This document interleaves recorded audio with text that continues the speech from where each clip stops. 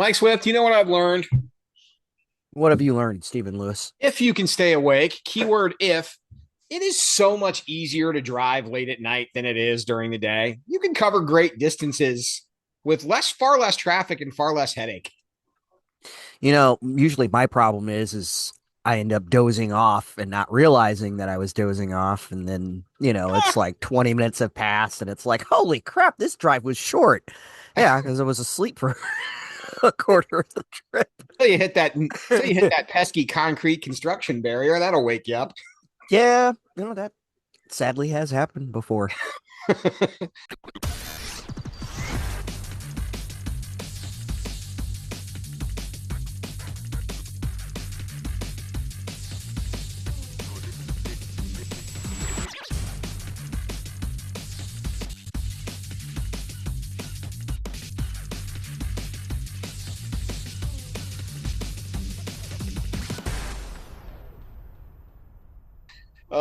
Welcome into this week's edition of What's on Your Mind. He's Mike Swift. I'm not.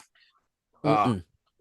got myself a nice glass of bourbon because it's been a bourbon kind of day since about 11:30 on Saturday morning.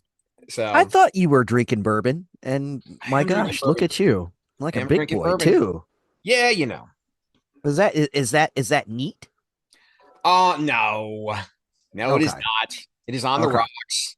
On the rocks with a splash of I believe Coke Zero. Okay. You So believe? What it's did either are it's you either you're di- not it's sure? either it's either Diet Coke or Coke Zero. I just Okay. grabbed it. Oh, carbonated beverage. Let's pour this in. Let's pour this in here. So it's good. You know what though? Until rock radio, I didn't care about bourbon.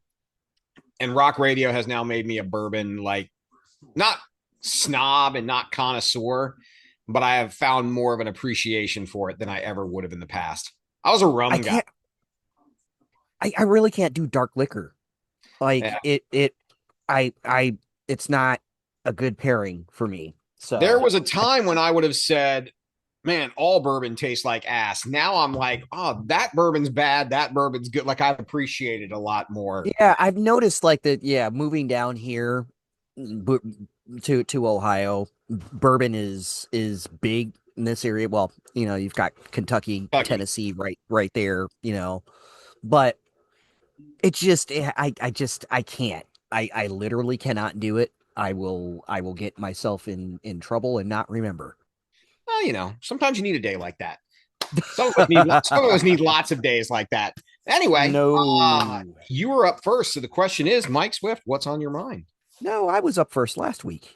Oh, you were? Dang it. I tried I I tried to was. slip it in. You didn't know. Try Yeah. it. Ah, Don't damn ever say that again. And you. Bad choice of words.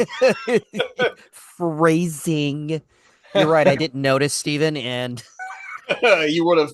Anyway, anyway, no, you don't. No, no, you don't. anyway. Well, hell. What's on your I guess, mind, Stephen? I guess it's my turn to go first. It is. So it's kind of I feel like we've discussed this before, but this is kind of the state of radio. And I've been thinking a lot about it. Lost some more friends to budget cuts. And I say lost as in they lost their jobs and Right.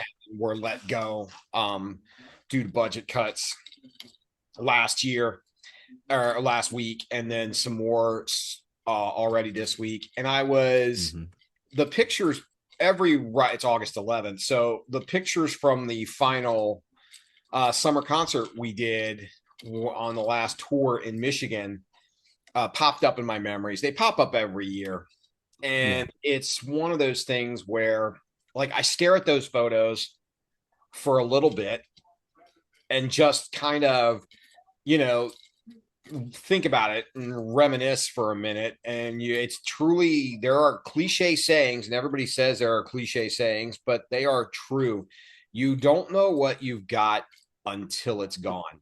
Hmm. And it's one of those things where I was talking to one of my friend, our mutual friend, on my drive last Friday, and that building that we worked in, there's barely anybody left working there. And it's really truly sad because, like any job, you always have your good days and bad days. And then that hit home for me because it's not just like that in that building, it's like that in a lot of radio buildings all over the Mm-hmm. place. And Yep. it just made me sad because that the industry is one where it's full of creativity and characters, and there's always something going on. You could walk in that building in the morning and there's something going on. You could walk in there at lunchtime. There's people and things happening and ideas being formed and something going on. And then you could walk in there towards the end of the day and there were still people there and there was still something going on. And for that to not be there like anymore breaks my heart. But I just go, and we listened to it for a little bit while we were at the Tigers game a couple weeks ago. And I just listened to all these radio stations and I go, you're doing this so wrong. Like you can tell, like there's no life. There's no, the one thing about it was, and the one thing that I always tried to, I got it from a guy named Mike Marino who passed away a few weeks ago. He was program director and then ended up being like just a morning show and like show prep guru. And whenever I would talk to Mike, he used the word vibe, had a necklace that had the word vibe on it. Everything with him was setting the right vibe and the right vibe for this, the right vibe for that. And I kind of based a lot of what I did in radio based on that. Like I wanted the station to have a vibe, only I called it a pulse, but I wanted them to have that feeling with it that was different than everything else. The same, but different. Because again, when it comes to music, that part of it's going to be the same, or at least close to the Mm-hmm. same. But I just wanted it to have that. And I feel like when you listen now, like it's just lost. But it breaks my heart that the building that we used to be in, everybody's gone by lunchtime now. And like it's really sad. It just doesn't, you know, that's not how that should be. Like it should be, there should be people there. It should be fun to listen to, and you should be able to interact with people. And I don't mean by leaving voicemails and voice memos on apps. I mean like actually interacting with people. And you know, like I can listen and I can't tell anymore if anybody that's talking on the air is really having fun or they're just Mm-hmm. doing, or they're just going through the motions.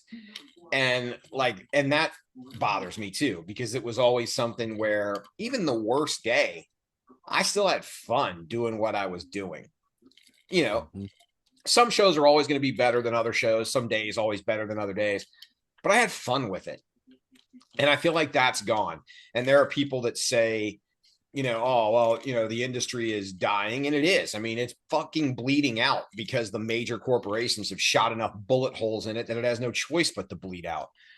But I do think that if someone just said, you know what, maybe we should stop cutting what the lifeblood of the industry is because we, I don't know, got in over our heads with our stockholders and can't make ends meet because we're fucking stupid and we don't know how to run companies like they're in debt. Instead, we fly private jets back and forth across the country, spending more money than we need to. Maybe if someone looked at that and said, maybe we should cut out all that bullshit and actually hire real people to do things. And, it might be a better product than what it is now. And it just kind of like the whole thing combination saddens and angers me because you could do it better, but you choose not to. And the first thing you cut when something goes, oh, we're down 3%, well, let's cut 35 people and kill their livelihoods and kill their passion and put some robotically tracked across the country on the air because we think that's going to sound better. And it's just, it's just sad. It breaks my heart and it angers me. And it just, it's one of those things where I don't know if it can ever be fixed because it feels like it's that far gone. I'm slowly by you know slowly piece by piece becoming more pessimistic about it, but I still have hope I remember back when uh we worked for a particular company, um, and something happened with the computer in the studio, and I needed to print something. So I had to reconfigure or look for the printer that was just out of the hall. And I remember going through the printers and I came across it was a fax machine labeled corporate jet hangar fax. And I looked at that and I went, "You've got to be kidding me." And I just remembered at the time because the company is in debt. And I just remember thinking, how do you have a corporate hangar fax, but yet you have all of these jobs in your hands, and yet you're so willing to let those go? But I guarantee you that corporate hangar is still in operation even today Mhm. with a jet in it. I guarantee it. I know for a fact that a private jet flew, a corporate jet flew 3 or 4 different times from New York City to Miami, and Yes. in the I process, remember that story spending probably 40 grand worth of jet fuel in one day. because correct me if I'm wrong, because a talent who will leave their name out of this for at least the time being, decided that they wanted to miss a meeting and fly later. And there were two other individuals with the same situation, which is why there were several Right. trips and But not you, one. that you killed in one day a salary from An somebody for a entire year salary. Yeah. that you could have got work out of them, and you could have had a better product because of it. And it just, it hurts my feelings that this is the way that I've always wondered. Every time I look at these pictures, I wonder what it would have been like had I had chosen to just stay in Michigan at the time and keep doing what we were doing. And I had higher hopes and I wanted to chase bigger things. And that's partially my fault. Sometimes you catch them, sometimes you don't. I can accept that. But I think what I realized, if I would have stayed, a couple of things were going to happen that were inevitable. One, we were never going to be able to do the things that we had always done just because of the way the company that was coming in was running. So that was going to be a hard pill to swallow, because when the next August would have rolled around and there wouldn't have been a show because we wouldn't have been allowed, or you'd be able to spend the money to put one on, like that would have been a tough pill to swallow and it would have been hard to endure, so to speak. And then the other side of it is, I 100% believe that I would have probably been budgeted out in the very foreseeable future at some point in time. I might have made it another year or so, but there would have come a time where my name would have been on the spreadsheet to get bounced. But I always want to wonder what would have happened if things would have went differently. If, let's say, that company didn't buy our company and things would have kind of stayed the status quo, would it have been, would it have been better? Because there was a lot to like at the time. I mean, we had a good team. We had good stuff that was always going on. And I mean, you know, everybody was happy, or at least happier. And you can't Yeah. necessarily, that's something you can't necessarily recreate everywhere else. So I don't know. No. That's what's on my mind. The state of things bothers me. And and again, I'm not doing what I necessarily want to be doing. And I don't know that I'll ever get that chance again, because I don't know that that position's ever going to be available anymore. You know what I mean? Yeah. I'm very happy to be able to do what I do now, but I don't know that I'll ever have the opportunity to do what I did. And that sucks too, because again, I think I tell people all the time, I think I would have been better if I would have just tried radio for a year or so while I was in college, and maybe like a year or so after college, and then moved on. And I think I would have been able to move on relatively quickly if that were the case. but I think the longer that it stayed in it, it's been more difficult to, you know what I mean? No, I get what you're saying. But for me, there was no other plan. Like it was it was radio or bust or work at an Applebee's probably for half my life, which there's nothing wrong with, but Oh, that's riblets. just brother. Them baby backs, man. Don't get me started. Don't Bourbon even get Street, me started. Bourbon Street Bourbon shrimp. Street. Now, see, I like the Bourbon Street steak. That was always me. The Bourbon Street steak. That Hey, was, that's or the you great could thing go about with the Applebee's. chicken. They've got a menu with a lot of choices on it. A lot of choices, a lot of variety. And the dollar margaritas. I probably wouldn't be able to enjoy one while I was working there, but hey, I think they've got. No, like I get it though. If you would have stuck to your game plan, or at least something there of a game plan, instead of going into radio, instead of getting your taste and being tainted by the pleasures and the great feeling that it is to be on broadcast radio, and sticking and staying. Me, I just didn't have that luxury. I didn't know what else I was gonna do. Yeah. I mean, no, it was a way. I didn't know it was a way out for me, but it was also something that I'm like, hey, I can be really good at this and I can have fun doing it. And that was kind of what I was like, you know what? If I have to do this for the rest of my life, I'm probably cool with it. I just never, I just wish the changes that would have happened didn't happen Well, yeah, of as abruptly. course. And just, I mean, it's not just me. I'm like, I look back at those pictures and I'm like, God, there are a lot of record people that I worked with that are no longer employed for a lot of similar reasons. Mm-hmm.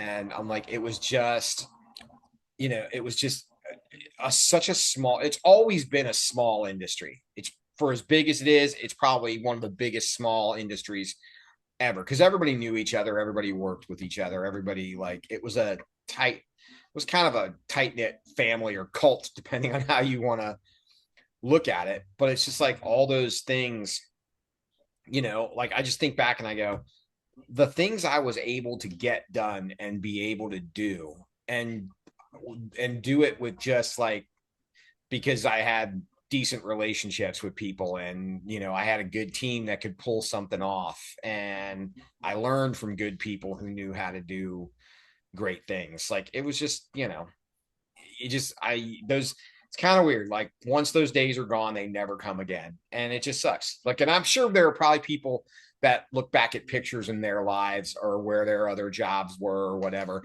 and probably have the same emotions and think the same things. And, so I guess everybody's similar in that sense. But it just hurts. And it's funny because that was kind of on what was on my mind as well, as far as just not being able to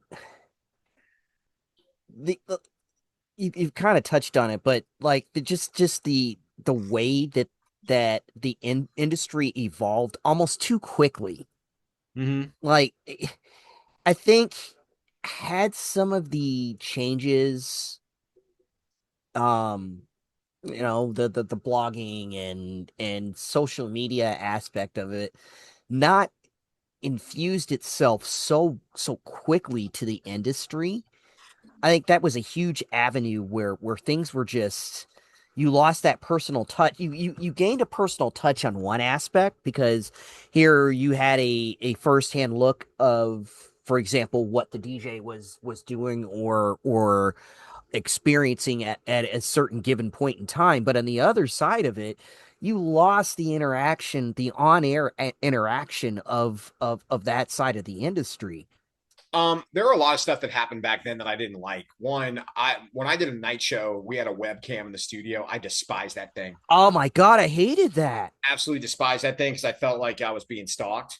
And then Mm-hmm. what I didn't like is the days of chat rooms when everybody had to monitor chat rooms because I never knew who was on the other side of it. as far as, Right. and that's where you saw a lot of people get in trouble because, you're 14-year-old that's pretending to be a 21-year-old, and all of a sudden, you know what I mean? And it just opened up a lot of cans of worms. Like, I wish that wouldn't have happened. But no, I see where you're going on the interaction side. I mean, some of it I think was necessary. I was always okay with, you know, recording a show and voice tracking a lot of it. I mean, I especially on the holidays, like, I mean, we did 24-hour Christmas music, and most of that was so nobody had to work. Like, it was, Right. I mean, that was the method behind it. It wasn't, and again, not many people were listening, and why make somebody work if they don't have to? Like, some of that stuff I got it for, but it's just it's live is always better than pre-recorded. Like, it I just, agree 100%. I mean, it's just a different, even during the pandemic, I remember, like, when I was an indie during the pandemic, pre-pandemic, my show was so interactive with people that were, people would call in, people would text in. Mm-hmm. And then the pandemic happened and everything had to be recorded.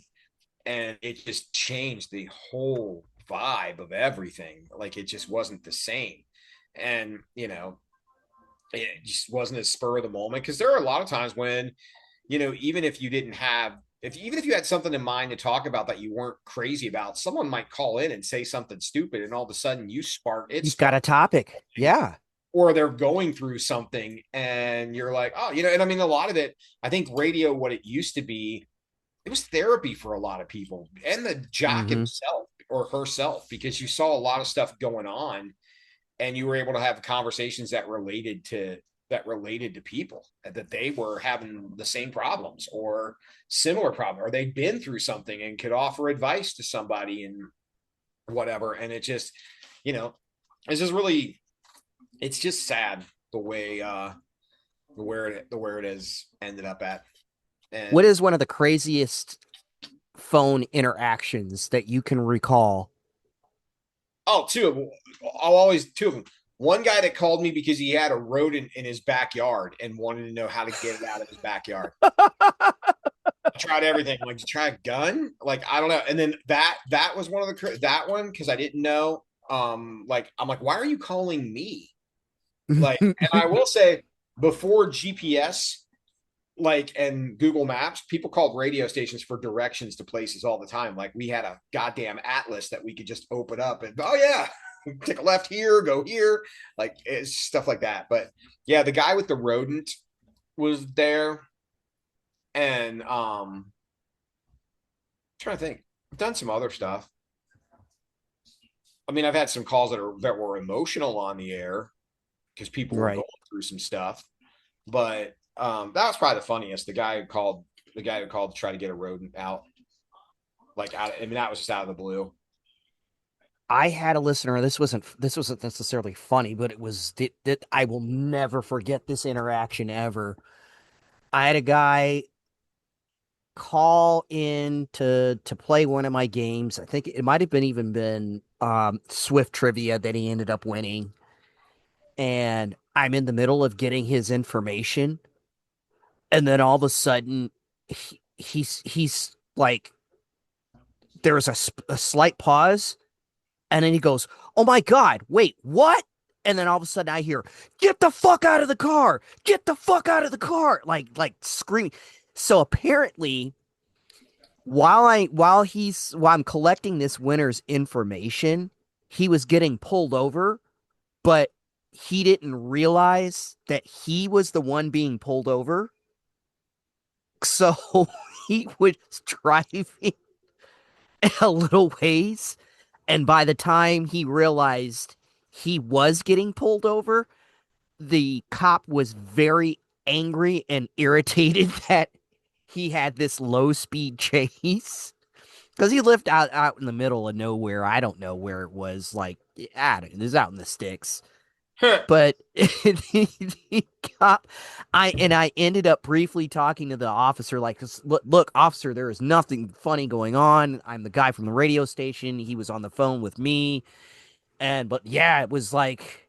it was intense. Like at first I thought it was a prank. I thought like a friend of his like pulled up next to him and was like just messing with him, and then like I realized, no, this is legit. This cop is not only is he yanking him out of this car, but he is very pissed because he has to do so.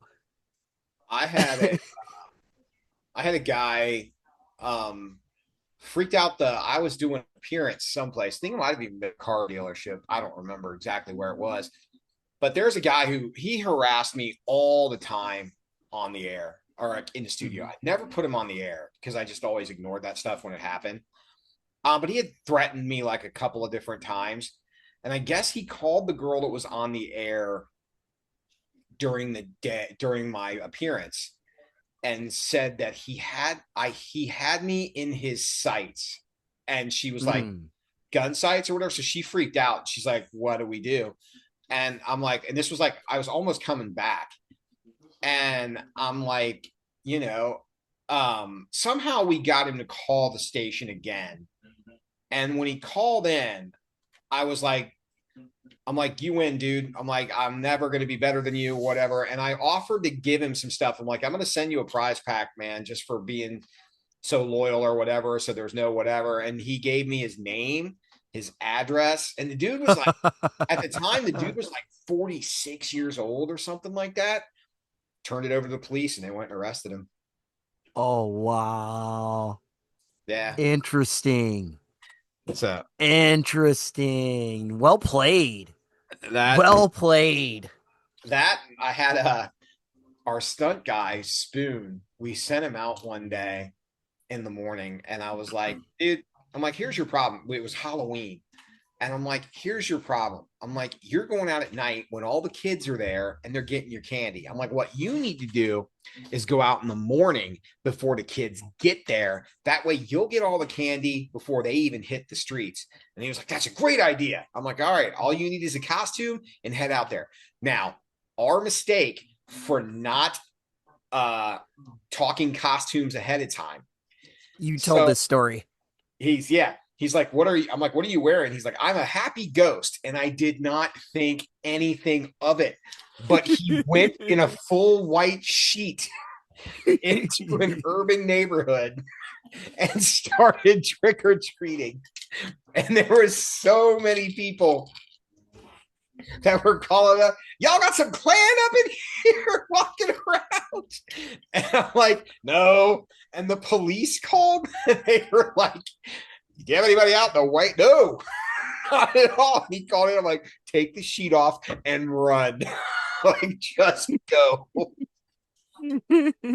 But I didn't Oh think my god. anything of it. Like, it just didn't dawn on me because it was Halloween. I'm like, oh, he's going as a ghost. No big deal. I didn't put two and two together until like people started calling in because they were legitimately angry and they should have been.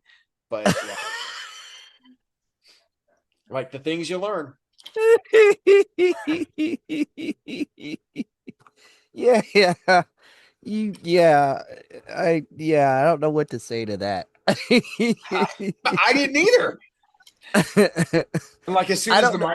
as soon as the microphone's off, I'm like, oh, he's such an idiot. Like, what was he thinking? Like, I don't know what I would do if I looked out of my house out of my window, and I lived in in an all black neighborhood, being a black man. yep, I don't know what I would do. Seeing, yep. Dude in a uh, red sheet going door to door. like, oh my god, yeah. like it could have I went don't way. know. It could have went far worse than it did. Yeah, I Truthfully, mean, you definitely couldn't have gotten away with that like in this day and age, no, because he would have no, either A, gotten shot, or B, yeah, no. there'd be a hefty lawsuit. Would not have worked. But again, what was funny 15, 16 years ago is no longer funny. Like That's true. it doesn't work That's that way. So why Mel Brooks can never ever put out a real movie. this is I mean, true. I know he's putting out Spaceballs too, but it's it's not gonna be the same. No, it's because it's going to be neutered. It's gonna be neutered, like it's gonna be clipped, dropped in cement with a stick of dynamite. Yeah, yeah, it's not gonna be the same. It's a shame. It's a true Ever, shame. this generation will never experience the type of radio that most of us fell in love with. So No. Did speaking of the Halloween bit, did you ever find the audio from when you sent me and Dopey out trick-or-treating almost in the same sense? I gotta look for Ex- that. except we were in drag. I gotta look for that. I remember doing it and not being able to keep a straight face. I could not stop laughing. I remember feeling so how do I don't know how the proper adjective to use, but I felt stupid. I don't think you looked much better. No, no, no. There's a reason why God made me male, because I looked even worse as a female. There were So just, I mean, again, those were the days where you could just do dumb stuff for the sake of doing stuff. There's you so, could. I mean, I literally think we probably sat around trying to think of what dumb thing we could do, and probably be dumber than the dumb thing we did before. How could we top the dumb from the dumb previous? Yeah. How can you make it dumber? You guys can't possibly get any more dumber. Oh, yes, we can. Oh yes, we can. And you're right. You're right to an extent. That was almost like the mission was to top the stupidity from previous. Like how can we make this? But How can we up the ante? the cool thing was there was always something. I remember the morning show was going to do, they started it. They were doing the million penny roof sit, and Hmm. that was their charity. And I decided that I was going to do the 100 honey hot tub sit, Yeah. and I was going to sit in the hot tub with 100 different girls and do my night show. And we even went so far as to rent the hot tub, only to learn that the building didn't have the electricity outlets capable of running said hot tub. So we caused a bit of a problem. Hmm. But that's it was a great idea. This is one I wish would have really came to fruition. Like, Do you really though? oh, yeah, I would have enjoyed that. You'd have ended up you'd end up a freaking prune by the end of your show. It wouldn't have mattered. Would have been totally worth it. Like, I was completely You okay with it. imagine you imagine what it could end up crawling around in that hot tub with you after 100 honeys get in and out. I miss me. I miss old me. Old me took five. Old me took the dance team as his date, the female dance team as his date to the holiday party. So I walked in with like six dates at once. I had a whole table for me and my dates. It was fantastic. Like those were the days. Like my At entourage. any point in time, you could just, respark and relive those days. It doesn't play as well now. It's just it doesn't. It played better with younger me. Played much better with younger me. You Now it'd be you don't want like, to you want the Playboy Bruce Wayne image. oh, because now it would be different. Now it'd be like, who are they? They look like they peaked in 2005. They did.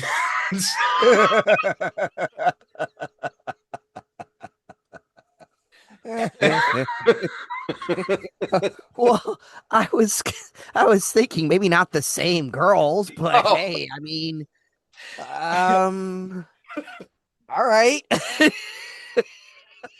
I'm saying it doesn't quite work the same. um, It's just sometimes, maybe Mike, if you learn anything, realize that sometimes your college game just doesn't translate into the pros. Like, it just doesn't work.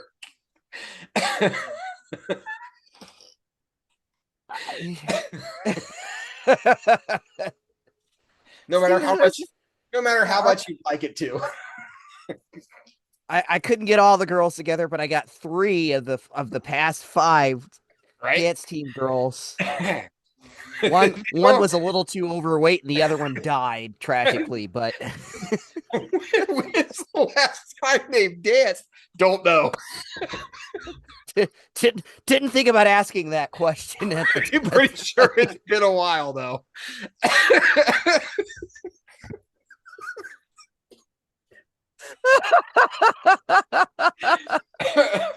It's really not funny. It's not. It's not. It's not yet. Oh my god. Yeah.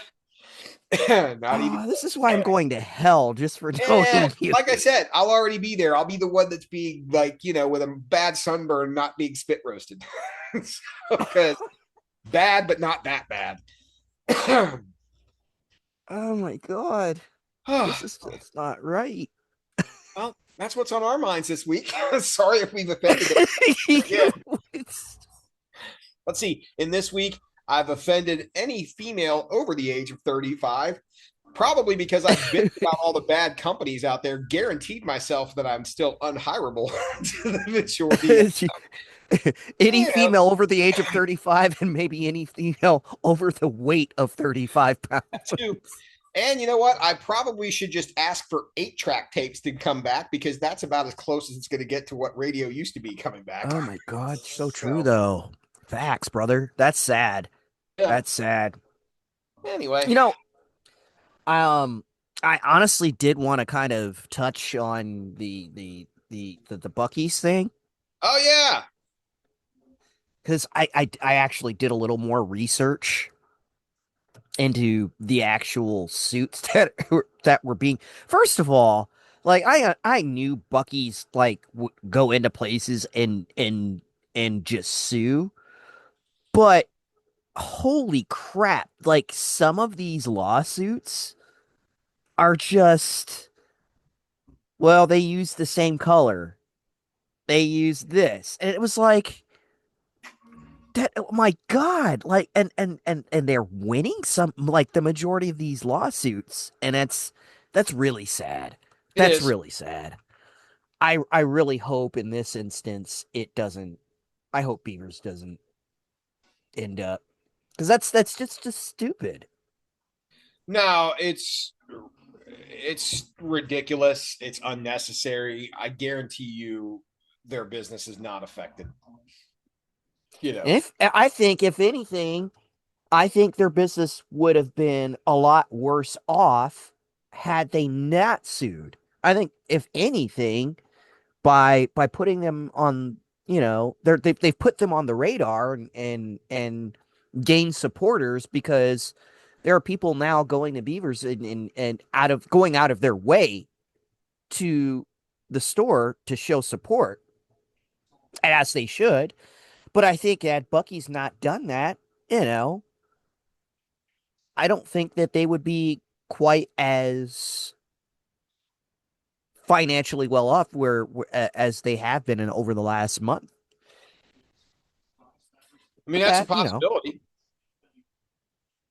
I It's a mean, possibility. had they not been named in a lawsuit, people wouldn't be driving out of their way to get, to spend a dollar at their store.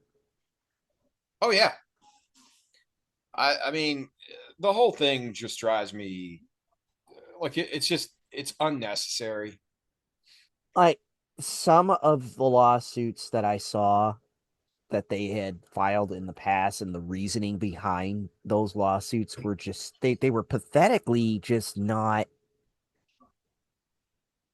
like one of their lawsuits, they claimed that the character depicted could easily be confused with their Bucky sign. It was a freaking alligator.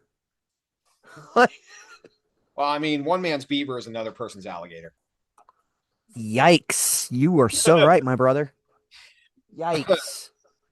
I'm gonna bow out on that one. Yo, whoa. I mean, no, it's truly it's truly a case of, the little guy trying to get ahead and the big corporate titan, just being because they can is the only Right. excuse I guess I could say. It's because they can. Because who's going to fight? Because who's going to fight and who's going to have the money to fight?